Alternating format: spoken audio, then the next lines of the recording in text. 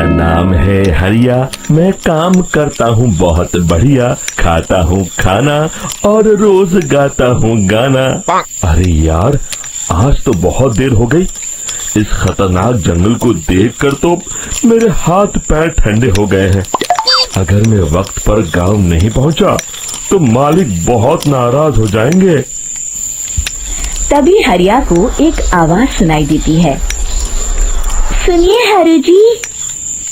अरे, ये आवाज किसने दी? तभी हरिया को सामने कुछ दूर एक औरत खड़ी दिखाई देती है। अरे भाई, ये औरत अकेली इतनी रात को इस जंगल में क्या कर रही है? चलकर पूछना पड़ेगा।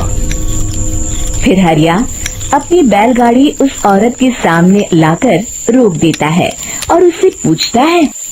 अरे सुनिए, आप इतनी रात को इस खतरनाक जंगल में अकेली क्या कर रही हैं?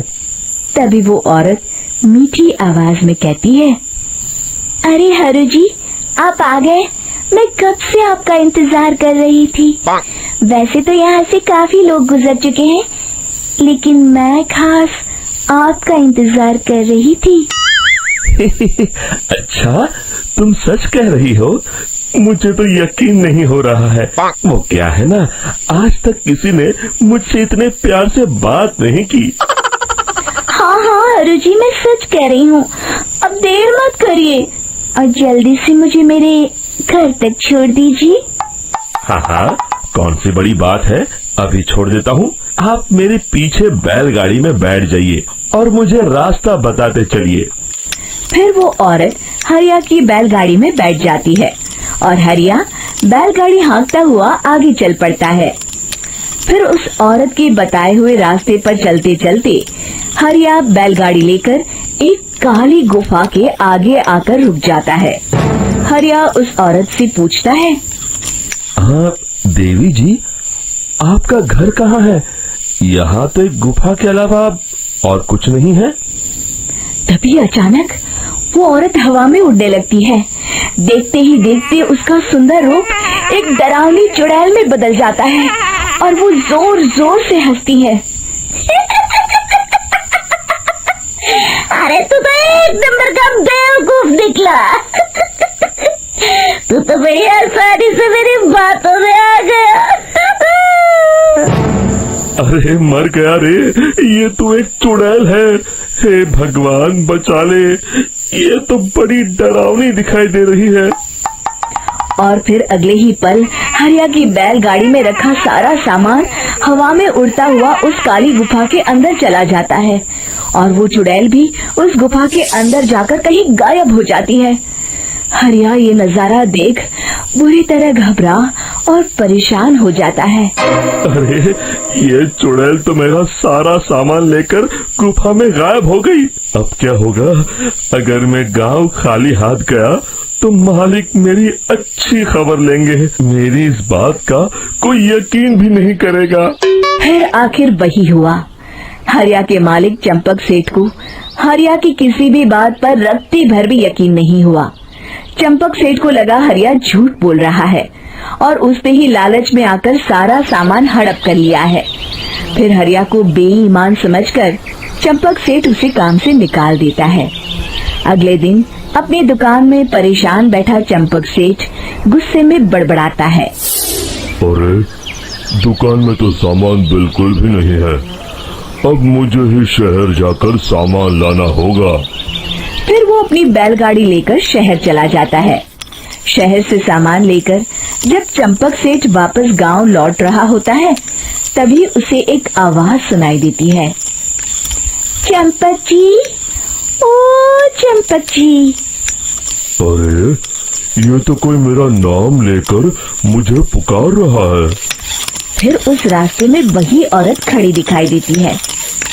फिर क्या था, हरिया की तरह चंपक सेठ भी उस औरत के पास अपनी बैलगाड़ी लेकर जाता है और वो भी उसकी चिकनी चुपड़ी बातों के मुंह जाल में फंस जाता है। फिर चुड़ैल उसे भी अपनी गुफा तक ले जाती है और उसका सारा सामान लेकर गुफा में गायब हो जाती है। बेचारा चंपक सेठ लाचार होकर खाली हाथ गांव लौट आता है। फिर ये उस जंगल में रोज की बात हो जाती है। जो कोई भी शहर से कुछ लेकर गांव की तरफ लौटता, वो चुड़ैल उसे बेवकूफ बनाकर उसका सारा सामान लेकर गुफा में गायब हो जाती। एक दिन हरिया एक लकड़हारे को उसी जंगल की तरफ जाते हुए देखता है। फिर हरिया उसे रोकते हुए कहता है, अरे भाई, क्यों अपनी मौत को दावत दे रहे हो? मेरी बात मानो, आगे जंगल में मत जाओ, वहाँ एक बड़ी भयानक चुड़ैल रहती है। लकड़हारा हरिया की बातों को नजरअंदाज करते हुए कहता है, अरे भाई, मुझे पहले ही बहुत देर हो चुकी है, मुझे जाने दो भाई। शाम तक लकड़ियाँ काट कर शहर के बाजार में बेचना है। तुम अपनी ये कहानी किसी फुर्सत में बैठे इंसान को सुनाओ, अब मैं तो चला। इतना कहकर लकड़हारा वहाँ से आगे जंगल की तरफ चला जाता है। फिर अगले दिन गांव के मुखिया के घर के बाहर बहुत सारे लोग जमा हो जाते हैं। तभी हाथ में कुल्हाड़ी लिए खड़ा लकड़हारा कहता है, अरे मुखिया जी, अब आप ही हमें बचाइए उस जंगल वाली चुड़ैल से। हमारा सारा काम तो शहर से ही होता है। अरे मुखिया जी, उस चुड़ैल की वजह से तो मैं पूरी तरह बर्बाद हो गया हूँ। हम सबको मिलकर उस चुड़ैल का कोई इलाज करना पड़ेगा। तभी भीड़ में खड़ा बीरा कहता है, आप लोग चिंता मत करिए, कल से वो चुड़ैल किसी को नहीं लूट पाएगी। मेरे पास एक बहुत अच्छी तरकीब है। तभी चंपक सेठ उसका मजाक उड़ाते हुए कहता है, अरे तेरा नाम वीरा है तो क्या हुआ? तूने अभी उस चुड़ैल को देखा नहीं है? जाकर अपना काम कर, बड़ा आया। तब मुखिया जी कहते हैं, नहीं चंपक सेठ, मुझे लगता है हमें इस लड़के को एक मौका देना चाहिए। फिर सभी गांव वाले मुखिया जी की बातों से सहमत हो जाते हैं और वीरा शाम को एक बैलगाड़ी में कुछ सामान लादकर उस जंगल की ओर चल देता है। वीरा, ओ वीरा, कहाँ जा रहा है? तभी वीरा मुड़ के देखता है, वही चुड़ैल एक औरत के रूप में खड़ी है। अरे बहन जी, मैं आपको ही ढूंढ रहा था। देखिए, मैं आपके लिए क्या लाया हूँ। अरे वाह, तू खुद मेरे लिए इतना सामान लाया है। तू ही अकेला गांव में समझदार है। जरा देखो, मैं भी खोल के, बड़े भूख लगी है। जैसे ही चुड़ैल उस सामान पर से कपड़ा हटाती है, एक भगवान शिव की तेज रोशनी उसके अंदर मूर्ति से निकलती है और चुड़ैल अपने असली रूप में आकर जलने लगती है। अरे मैं जल रही हूँ, बचाओ! बचाओ!